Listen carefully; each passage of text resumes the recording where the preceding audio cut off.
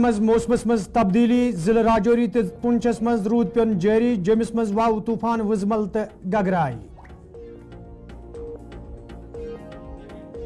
Government medical college डोडस मज इन वाले मरीजों तरफ मायूसी हुंद इजहार डॉक्टरन तो तिबी अमलस पे गैर संजीदगी हुंद इल्जाम। तो फ्रेस्कुलियो पे नेरन वाले फंब सत वादी मज लूक परेशान माहिर डॉक्टरों तरफ आम लूकन एहतियात वर्तन दिन आमुत मशवर।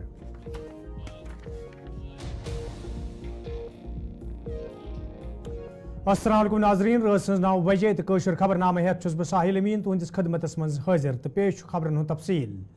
जम्मू कश्मीर मज ये पतमन कैचन दोन दौरान गर्मी मज इजाफा सपदन सत आम लूक आवलिनस मज हेन आमत तब आज शाम पत जिले राजौरी तो जिले पुंछ कन कईयान इलाकन मज मौसमी तब्दीली वुचन आमत यथ दौरान कईयान इलाकन मज रूद पेन जारी यम सत आम लूकन कुन हदस ताम राहत तो वोत। यपर जमिस मज शाम पत मौसमस मज तब्दीली वुचन आमत यथ दौरान तेज वाव वुजमल तो गगराई गसने जारी ये जन जम जिले कन कैचन इलाकन मज ते हल्क रूद पेन शुरू सपद।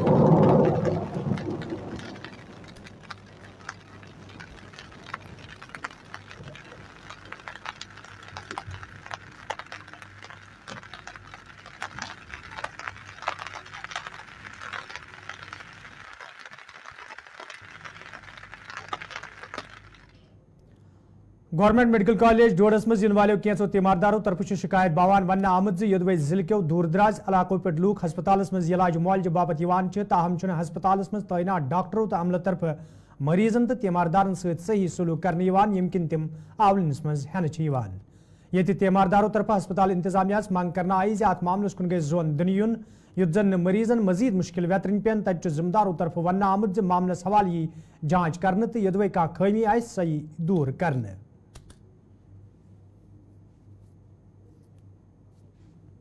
देखिए हमको इमरजेंसी में आना पड़ा। हम मस्जिद में थे, बच्चे का अटैक जैसा आया, लगभग मतलब बहुत खतरनाक अटैक था, उनकी सांसें रुक गई थी। फिर हमने उनको पुशअप करके यहाँ पहुँचे, लेकिन बहुत अफसोस की बात है यहाँ पर पहुँचने उससे अच्छा था हमने उधर ही इलाज किया होता। यहाँ हम पूरे 40 और 50 मिनट तक दर बदर रहे, जहाँ पे कोई डॉक्टर नहीं था, किसी किस्म की कोई फैसिलिटी नहीं थी।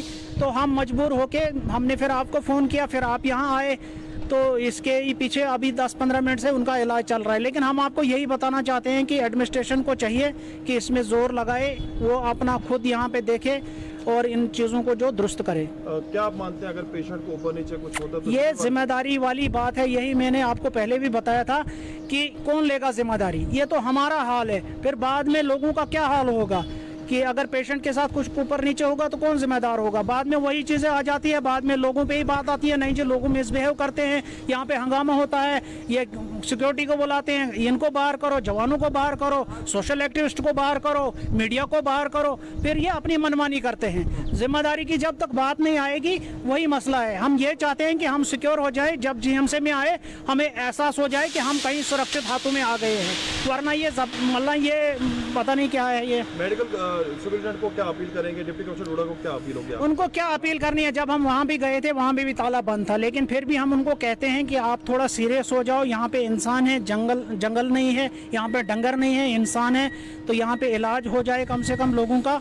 और साथ कितने लोग जो है इस तरह से सफर हो रहे थे? आप खुद देखो वीडियो में जो आपके पास वीडियो आपको खुद लगेगा, वहाँ 15 से 20 लोग थे, कुछ बच्चे गोद में थे, किसी को बड़ा था, किसी को बूढ़ा था, सब दरबदर थे, सब कुर्सियाँ खाली थी, सब कुर्सियों का वीडियो आपके पास है, आप उसमें खुद देख लो। मैं चाहता हूँ कि वो सस्पेंड हो जाए। जो हम मस्जिद में थे, वहाँ पे अचानक लड़के को कुछ चक्कर आया, इसको लाया हॉस्पिटल। हमारे साथ ही हमारे बड़े भाई थे, लेकिन बदकिस्मती से यहाँ पे किसी को हमने नहीं पाया क्योंकि सारी चेयर्स खाली है। यहाँ पे आप फेसबुक पे लाइव देख सकते हैं, 2-3 वीडियोस है वहाँ पे, तो 20-25 मिनट की, एटलीस्ट 40-50 मिनट यहाँ पे तो कोई नहीं आया। आपको जब कॉल की इन्होंने उससे कोई 10-15 मिनट पहले, यहाँ पे 5-10 मिनट पहले कुछ ट्रीटमेंट स्टार्ट किया, अदरवाइज़ कोई डॉक्टर नहीं है, कुछ नहीं है। तो बदकिस्मती की बात है। डिप्टी कमिश्नर को चाहे कि वो यहाँ पे विज़िट करें, कहीं तो देखा करें क्या हालत है इस हॉस्पिटल की, किस लिए बनाया गया है जीएमसी। अगर ये लोगों के काम नहीं आएगा फिर क्या फ़ायदा है। अगर इतनी बड़ी लापरवाही देखी गई है तो यहाँ पे नमाज के बाद एक पेशेंट इमरजेंसी डिपार्टमेंट में सिंकोपल अटैक करके आया हुआ था। उन्होंने इल्ज़ाम लगाया था कि उनको देखा नहीं गया था। मैंने पीडियाट्रिक्स के जो कंसल्टेंट हैं उनसे बात की, उस पेशेंट को ईटेट वार्ड में एडमिट किया गया, उसको सिंकोपल अटैक था और पेशेंट एडमिटेड है। डॉक्टर्स का कहना था कि उनके अटेंडेंट्स ने उनके साथ थोड़ी बदतमीज़ी की थी और जो अटेंडेंट है वो ये बता रहे थे कि उनको देखा नहीं गया गया। हम इस सारी बात का जो हमारा CCTV फुटेज है उसको चेक करेंगे और जो कि इसमें कहीं कमियाँ रहेंगी उस पर इंक्वायर करेंगे। हमारी कोशिश होती है जो भी हमारा पेशेंट यहाँ आता है उसको ट्रीटमेंट मिले और उसका सपोर्ट मिले, जो हमारा फ़र्ज़ है हम उसको अच्छी तरह से अदा करें। इस वक्त ईटेट में एडमिट है और अच्छी बात यह है कि वो स्टेबल है, उसको सिंकोपल अटैक हुआ था, पेशेंट स्टेबल है, उसे डॉक्टर्स ने जो हमारे कंसल्टेंट हैं पीडियाट्रिक्स के उन्होंने देखा। शुमाली कशीर हंदिस पटनस मज ये वालदेनो तरफ कयान स्कूलन हवाले शिकायत बावन आमज तत चीफ एजुकेशन अफसर वरमुल तरफ इलाक दौरे कर आमुत यथ दौरान तमो कयान स्कूलन मज गथित काम कारुक त जायज़ हेत ये जन तमो अम पत कत करान वोन ज कुन त स्कूलस यी हुक्मनाम खिलाफ वर्जी करने इजाजत दिन तो इंतजामिया तरफ पूरा नज़र स्कूल इंतजामिया पे। आपने जब कल एक वीडियो इजरा किया, accordingly I take the action. I visited the school along with my zonal education officer and team from Chief Education Officer Baramulla, and then we took the stock of the situation there, and we take all the records. After scrutinizing all the records, we found that there is no such case presently there, but it was a past practice. But presently there is no such case. Still then I took the serious note of these things and I instructed the zonal election officer, you seek explanation from the HOI there, if why this report has come into the surface, maybe if there is something behind it, so go into the root and find out the cause if there is such case. But what looks presently there is no such case, it was the past practice there. और हम आपका शुक्रगुजार हैं आपके इस video का जो आपने इजरा किया था कि ये चीज़ें नोटिस में आने से या पेरेंट्स जो हमारे नोटिस में लाते हैं ये चीज़ें, हम उन पे तुरंत कार्रवाई करते हैं, क्योंकि हमारा यही होता है सबसे बड़ा जो हमारा जो गोल है, जो हमारी एम है, टारगेट है, वो बच्चे हैं। बच्चे को गवर्नमेंट स्कूलों में एक फ्री एजुकेशन मिलनी चाहिए, there should be no charges, instead we are giving the amount etc other things to the students from here from the government. 650 रुपया हम बच्चों को देते हैं यूनिफॉर्म के लिए, प्लस इनको मिड डे मील होता है, प्लस इनको कॉपी पेन होते हैं, बुक्स होते हैं, ये सारे फ्री होते हैं। तो कोई ऐसा ही चीज़ ही नहीं है कि बच्चों को चार्ज किया जाए गवर्नमेंट स्कूल के बच्चों को। अगर ऐसा कोई है, अब हम आपसे अपील करते हैं, हम पेरेंट्स से अपील करते हैं वो हमारे नोटिस में लाइए और हम तुरंत इन चीज़ों में कार्रवाई लाइए, ताकि कोई बच्चा जो compulsory education, universalization of free education, वो महरूम ना रहे इनसे।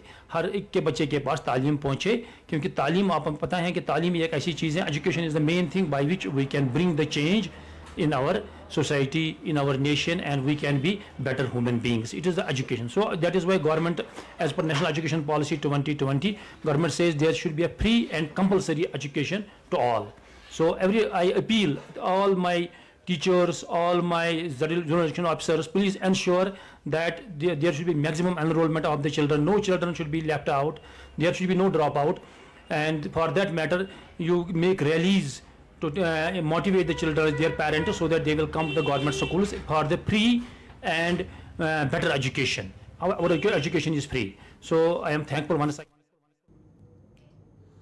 वादी कशीर मज ये आजकल गर्मी सत आम लूकन हुंद हाल बेहाल सपदमुत तत फ्रेस्कुलियो पे नेरन वाले फंब सत वादी मज लूक कयान बेमारिन मज हेन आमत यम किन आम लूकन हिंदन मुश्किलन मज इजाफा वुचन मुकामी लूको तरफ वन आमद ये हाईकोर्ट तरफ ते अमे हवाले इंतजामिया कया वरी ब्रो हुक्मनाम जारी करना आव, ताहम आज ताम कह संजीद कदम तुलना आमुत यम किन आम लूकन हुंद फेरुन थोरुन सठई मुश्किल सपदमुत।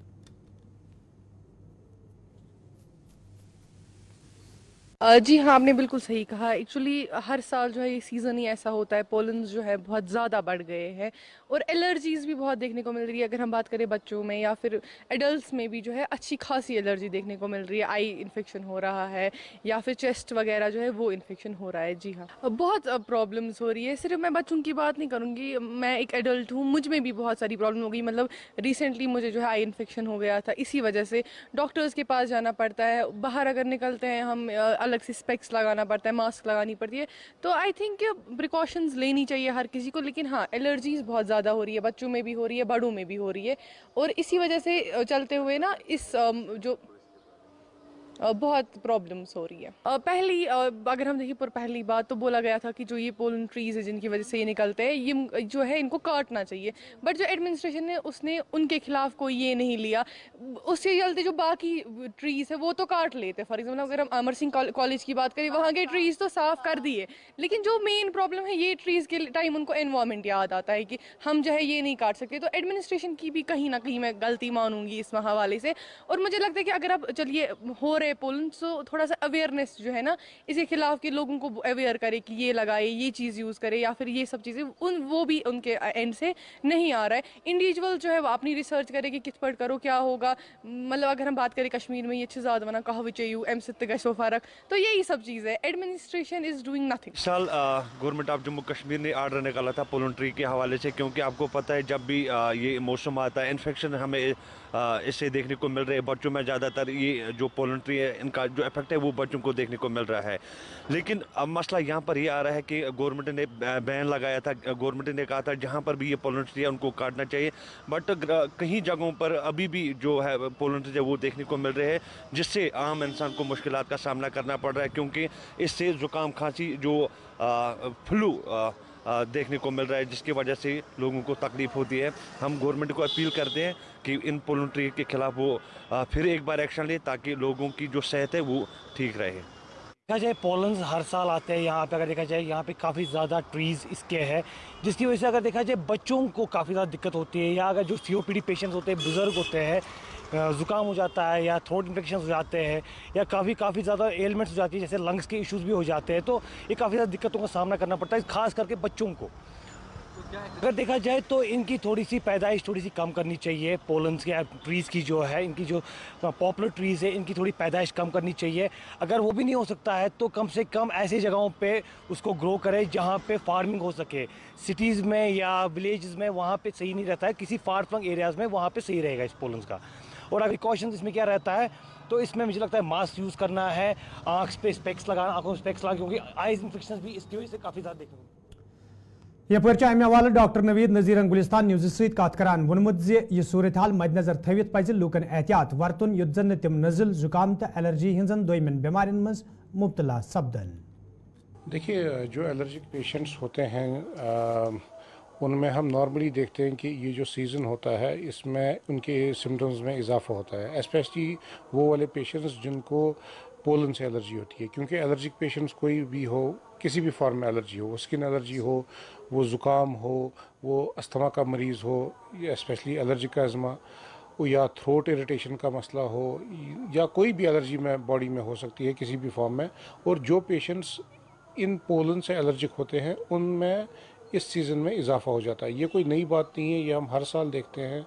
और इसको अगर हमें रोकना है तो इसमें काफ़ी एजुकेट करने की ज़रूरत है मासेस को, क्योंकि हम देखते हैं, अगर आप पिछले 4-5 साल में देखें तो जब हमारा कोविड का पीरियड था, जब हम कोविड अप्रोप्रिएट बिहेवियर यूज़ कर रहे थे, जब हम मास्क वगैरह यूज़ कर रहे थे, तो हमने इन्फेक्शन तो प्रिवेंट किया ही, लेकिन हमें देखा कि उन मास्क की वजह से हमारे जो एलर्जिक पेशेंट्स थे वो भी काफ़ी हद तक सेव रहे बाय दिस पोलन, या जो भी इसमें एटमॉस्फेरिक एलर्जेंस होते हैं उनसे वो सेफ़ रहे, उनके सिम्टम्स में इजाफा नहीं हुआ।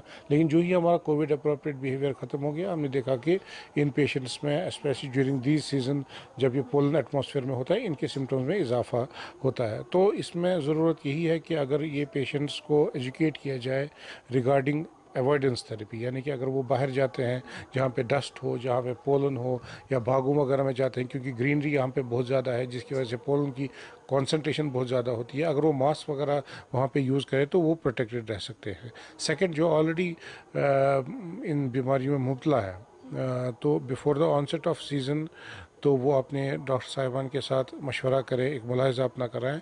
वो एक तो उनका ट्रीटमेंट भी ऑप्टिमाइज़ करेंगे, और उनको अगर कोई एडिशनल प्रोटेक्टिव दवाई देनी होगी विच विल प्रिवेंट कि पोलन की एलर्जी ना हो, उसके लिए वो दवाइयाँ भी रख सकते हैं, जिससे उसके सिम्टम्स भी कंट्रोल में रहेंगे, और जो अटैक होने का अंदेशा होता है उसको भी वो मिनिमाइज़ कर सकते हैं। देखिए, सिम्टम्स तो अलग अलग हैं। एलर्जी किसी भी फॉर्म में हो सकती है। अगर किसी को स्किन एलर्जी है तो वो रैश निकलता है, खुजली आ जाती है। आई एलर्जी है, कंजक्टिवाइटिस है, आंसू आना शुरू हो जाते हैं या खुजली होती है आँखों में।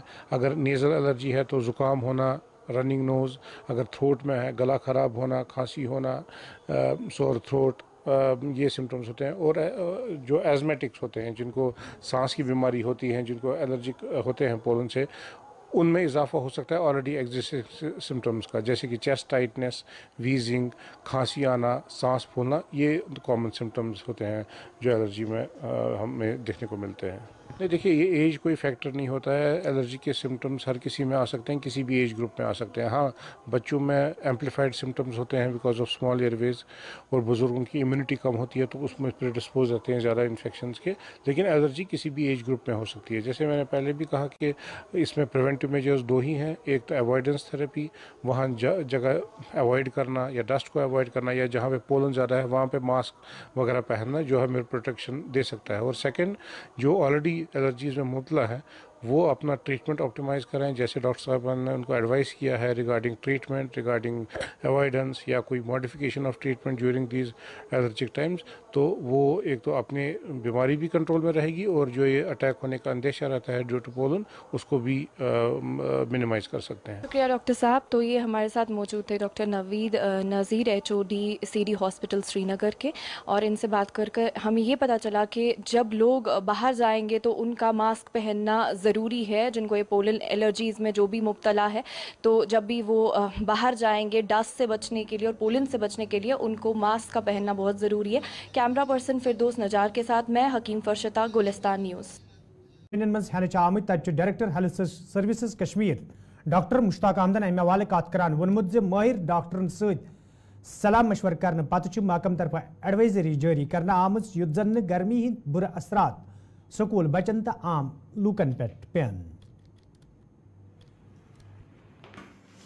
As we are aware about the fact like कि वादिया कश्मीर में इस वक्त हीट वेव चल रही है, और हीट वेव को लेकर नंबर ऑफ प्रिकॉशन जो है मेजर्स लिए जा रहे हैं। और अभी की खबर ये भी है कि डायरेक्टर हेल्थ सर्विसेज कश्मीर ने एक एडवाइजरी जारी की है, खास तौर पे बच्चों के लिए और बुजुर्गों के लिए। तो इसी मुद्दे पर बात करने के लिए director health services Kashmir doctor Mushtaq हमारे साथ है। सर, आपका वेलकम है गुलिस्तान। बहुत बहुत शुक्रिया, बहुत बहुत मेहरबानी, आपने हमें टाइम दिया। मैं यही कहना चाहूँगा कि पूरे हमारे भारत में जो ये वेव चल रहा है हीट, तो उसके बारे में हमने भी सोचा। हालांकि देखा जाए आपको कश्मीर में तो मौसम ज़्यादा ठंडा ही रहता है, लेकिन जो हमने देखा है कि कल परसों से जो ज़्यादा हीट है, तो हमने कहा कि क्यों ना प्रिकॉशंस ली जाए। प्रिकॉशन लेने में कोई ये नहीं है, करना चाहिए, अच्छी बात है। जिसमें आपने देखा होगा कि सर्कुलर आज हमारा निकला, जो हमारे एक्सपर्ट्स की जो टीम्स हैं उनसे मशवरा करके हमने एक सर्कुलर निकाला हुआ है, जिसमें यही ज़्यादा लोगों को कहा गया है कि वो आउटडोर ज़्यादा अननेसेसरी ना निकले, अगर निकलना है तो पूरा प्रोटेक्टेड निकले, इन केस अम्ब्रेला यूज़ करें, इन केस आपको सनस्क्रीन यूज़ करें। और अगर मेजॉरिटी ऑफ द टाइम खासकर डे टाइम में जब ज़्यादा हीट होती है, तो अगर कहीं पे आपको मजबूरन जाना भी पड़े तो उसमें फ्रीक्वेंटली अगर आप कोई काम करते हो तो साए में फ्रीक्वेंटली जाना चाहिए। और हाइड्रेटेड अपने आप को, एक तो एक गोल्डन रूल है कि जितना आप पानी ज़्यादा पियोगे, जितना आप सेफ ड्रिंकिंग वाटर यूज़ करोगे, उतना ज़्यादा अच्छा रहता है। चाहे आप थर्स्टी फील करो या नहीं करो, चाहे आपको ये लगे कि मुझे पानी पीना है नहीं पीना है, फ्रीक्वेंट इंटरवल्स के बाद तो ये पीना ही चाहिए। डॉक्टर साहब, अगर देखा जाए तो when we talk about the specifically home और होम चिल्ड्रन और school children, what is your advisory? Because आजकल हम देखते हैं छोटे छोटे बच्चे जो है वो स्कूल हमने इसमें ये भी मेंशन किया, तो डिलिबरेटली हमने रखा ताकि स्कूल में जो हमारे प्रिंसिपल साहिबान हैं, जो हमारे स्कूल के टीचर साहिबान हैं, जो भी लोग हैं, क्योंकि बच्चा जब घर से निकलता है तो मेजॉरिटी ऑफ द पोर्शन उसका टाइम जो स्कूल में दिन में रहता है, जब ज़्यादा गर्मी होती है थोड़ा वो भी ध्यान रखें, इनको पूरा हाइड्रेटेड रखें, उनको वाटर पॉइंट्स अवेलेबल रखें। और जहाँ मतलब ये लगे कि ओपन में कोई ज़्यादा एक्टिविटीज़ ना करें, अगर सुबह मॉर्निंग प्रेयर्स होते हैं या आपका कोई एक्टिविटी है अंदर ही करे, शेड में करे, वो ज़्यादा अच्छा रहेगा। एहतियात के लिए वो बहुत ज़रूरी है। और ये भी करें कि अगर आपको ज़्यादा लग रहा है कि हीट वेव्स में ज़्यादा हाँ वो बाज़ाब्ता वो इसके लिए जाए, बात के लिए जाए, लेकिन कहीं उस जगह नहीं जाना है। जैसे कि आपने लास्ट टाइम देखा होगा कहीं पे ये भी नोट हुआ कि फ़लाँ लड़का इस भीड़ की वजह से उसने कहीं डल में या कहीं और जगह तो ड्राउनिंग हो जाती है, यानी कि बह सकते। वो उस चीज़ का भी मैंने डिलिबरेटली ये मेंशन किया, क्योंकि कहीं बच्चे ये भी जाते हैं कि फास्ट रिवर में गए तो वहाँ उन्होंने ज़्यादा किया तो या बाई चांस अचानक वो डूबने का खतरा है, उसका भी एहतियात करिए। बेटर ये है कि जो इंडोर टाइप है तो वो शावर ले ले और फ्रिक्वेंटली ले ले, उसमें कोई परेशानी नहीं है। सर हॉस्पिटल्स को लेकर बात करें तो हम देखते हैं कि भीड़ भाड़ काफ़ी ज़्यादा रहती है, अभी तो काफ़ी हीट वेव भी है, तो any sort of different advisory या कह सकते हैं कि जिस तरीके से हम लोग फॉलोअप्स पे देखते हैं बहुत सारे पेशेंट्स के साथ अटेंडेंट्स भी रहते हैं या एयर कंडीशनिंग के मामला है, इसको लेकर थोड़ा सा। नहीं, आप देखिए जो भी आपने प्रिवेंशन लेने हैं, वो चाहे हॉस्पिटल हो, चाहे स्कूल हो, चाहे घर हो, चाहे कोई फैक्ट्री हो, चाहे कोई भी अदारा हो, तो प्रिकॉशंस हर किसी को लेनी है और बहुत ज़रूरी लेनी है।